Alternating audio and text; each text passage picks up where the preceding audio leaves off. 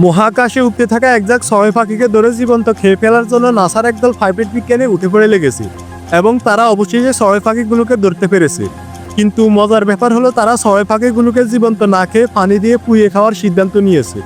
তাই তারা সেগুলোকে মুরগির বিষ্ঠা দিয়ে ভালো করে মিক্স করে নিতেছে।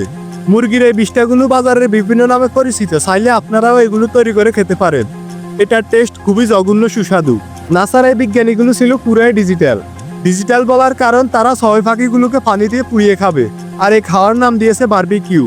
আর এখানে যে আয়োজনটা করা হয়েছে তার নাম দেওয়া হয়েছে বারবিকিউ পার্টি। আর এই বারবিকিউ পার্টিকে আরো জমজমাট করার জন্য তারা বিভিন্ন জায়গায় বিভিন্ন সাউন্ড বক্সগুলো লাগিয়ে গানের তালে তালে পার্টি করতেছে। আর সবচেয়ে মজার বিষয় হলো আমিও ছিলাম তাদের মধ্যে একজন। ছয় পাখির হাড্ডিগুলোকে পোড়ানোর জন্য এখানে প্লাস্টিকের জালি ব্যবহার করা হয়েছে। জালির উপর মাংস দেওয়া হয়েছে এবং একটু পর মাংসের উপর মহাকাশ থেকে আনা বিশেষ জল দেওয়া হইতেছে।